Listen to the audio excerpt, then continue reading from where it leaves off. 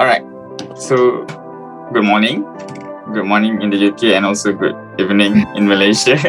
So, my name is Muhammad Kaidi bin Nasir. You can call me Kai and address me Kai. And from the University of Strathclyde, studying business admin. Welcome, Miss Umamah, and thank you for accepting my invitation for this interview. Thank you for having me. It's an honor. So before we start, I'll just tell you a little bit about the interview. So basically, I'm doing an assignment for Aim to Flourish, which is a United Nations endorsement assignment. And I'm interviewing a company that their operation is benefiting the society and the environment following the 17 sustainable goals set by United Nations for a more sustainable future, and RAIZ, your company, fit the frame perfectly. Because RAIZ is fulfilling, based on my observation, the first goal, which is to end poverty, and the fourth goal is to promote lifelong learning opportunities for all. And considering that the financial literacy rate in Malaysia is a little bit low, which is 1 out of 3 individuals in Malaysia rated themselves of having problems in financial management and not knowing about investment activities, financial activities such as investing, I would say RAIZ is actually opening doors of opportunities to everyone. So basically, now I know that RAIZ is an apps, a robo-advisor, which I can say based in Malaysia and come from PNB Berhad. RAIZ gives chances to their customer to invest in several asset and portfolio, and even send email educating your clients about financial management, which is, on my observation, this is the innovation that I'm trying to highlight in our interview today. So my first question would be that the things that I said just now is that all of those came from consumer perspective, from client perspective. So my question would be, can you summarize the activity, like a short introduction of what RAIZ actually does day-to-day activity?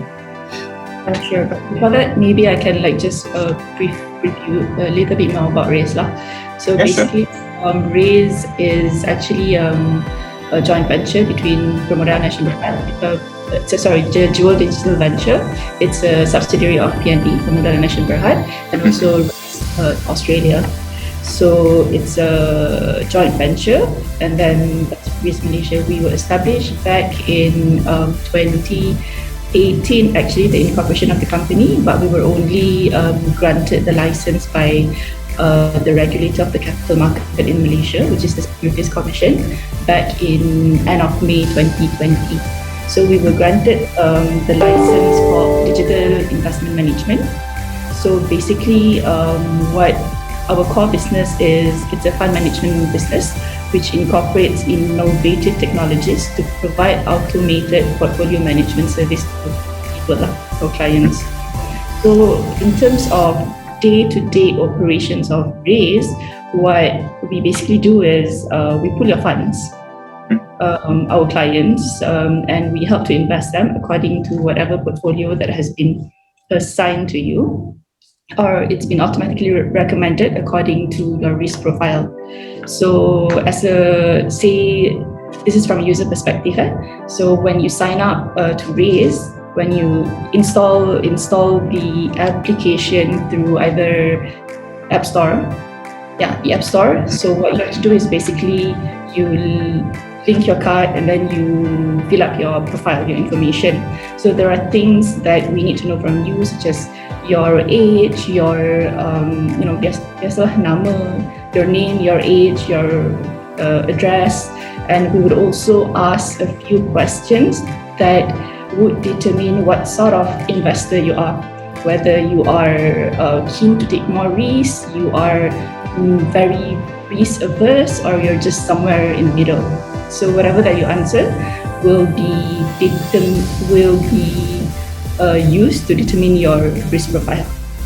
Okay, so operations, I would say it actually covers quite a wide area, from client onboarding, which involves customer verification, which is, we need to verify the identity of a client, which is an essential element of for any business providing financial services, especially these days. There's a lot of digital financial services. So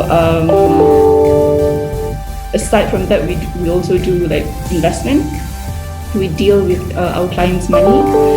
We invest them and making sure all orders, whatever that the money that clients have put in, the orders are actually executed perfectly and smoothly. And operations also include marketing to ensure that whatever communications that we have to our clients are communicated to them directly. And also, we also make sure we reach out to our potential clients lah. And also, I think it would also be fair to include our customer experience team, which is actually the frontliners of our team lah, because they communicate to our customers directly. So we ensure that our clients and also our potential clients' concerns are addressed promptly and appropriately. Yeah. That's really interesting operation, I can say. So for my next question is that I wanted to focus on your business activity and the business of innovation that I observed based on the criteria that you just mentioned that you apply in your business. So basically, on my observation, your apps have money tracker function that let people manage their money easily, and then you open the opportunity for everyone to invest in unit trust fund with the minimum amount of RM5, and you educate people through email about stock market and financial news. And last but not least, I think your whole operation itself is giving the opportunity for everyone to invest in a new way to invest their money. So my question is, where does all this the inspiration came from, so that RAIZ are able to create such innovation in your business? Okay, first of all, this is the story of my CEO lah. So he was very much inspired by the story. I'm not sure if you're aware, because you probably weren't born yet, or you were very, very young. Okay. So there was a guy who was a banker. So he was a banker, and he actually stole 1 cent from clients of the bank. So, and he ended up I heard about this before. Right? Yeah. So he actually ended up being a very rich person lah. He had like bungalows with very expensive imported cars. So the whole idea is that sikit-sikit lama-lama jadi bukit. Yeah. So you can actually, whatever, like each cents matter, whatever coins that you collected, if you gather them, they would amount to a lot. So that's the whole idea. And also he was thinking that, I'm not sure, I think this only applies to guys lah, not to girls, because whatever coins that we have, we would actually put it in our purse. But for guys, I think mostly we'll just chuck it in your pocket, which will end up being either under your kasut or in the washing machine. Yeah. Yeah. So girls can't relate, but I think guys can lah. So again, like I said, sikit-sikit lama-lama jadi, because all these coins would actually amount to something big eventually. That's when he thought about this idea, what if we can actually spend using, because when he first mooted the idea, people were just starting to use debit cards for payments. So he thought like, what if this debit card can actually, it's like a virtual spare change. All these spare changes can actually be invested, and that can be done in the background of life without you actually noticing it. So that's how it started. And then he was actually working with PNB, and he won a challenge, a digital innovation challenge that was hosted by PNB, and that's how he first got the funding lah. And then he decided to rope RAIZ Australia in, because RAIZ already had the technology to do the roundup feature, which is what is we consider is our main feature, which is something unique that our competitors don't have, I would say. Rounding up your spare change and then invest it. That's really innovative, I can say, because it's like, I think RAIZ is one of the pioneer in the investing apps in Malaysia. And also, you'll need to unlock your iPhone. Sorry. If you do, okay. So moving on to my next question. If you don't mind me asking, what do you think the impact that your innovation bring in terms of business benefit and also in terms of customer benefits? The impact, I would say, what we have done so far is that we are bridging the financial gap through technology. So especially among millennials lah, I would say. So millennials, how do you find them is, they're very confident, they are very ambitious, they want to be heard, they are very technologically savvy, and they also like to spend a lot, which unfortunately results to them not having enough to save. Okay, so they know, basically millennials, we all know that investing is basically responsible. It's a smart move. It's also very necessary, but oftentimes we feel that it's quite intimidating. It's quite risky and can be quite overwhelming, especially when you encounter all these financial jargons and whatnot. So what happens is that because of all these factors, they are not able to accumulate wealth. We spend a lot, but we don't accumulate wealth. And sometimes because of our not so good spending habit, that's when we borrow to consume. So if you probably you have encountered headlines of reports saying that a lot of people under 30 are actually are declared bankrupt because of their credit card loans, which is not good lah. So plus we don't have a lot of financial knowledge lah. So what we thought is that changing behavior is actually difficult. You can't really change someone that easily, especially when it comes to the spending habit, because you are used to a certain lifestyle. But what we can do is to tap into something that people are already used to. So people are used to spending. So what we do is we enable micro investing by allowing people to spend like usual, but save their spare change and then turn it into investment. So I think that's how I think we are impacting our people on the street lah.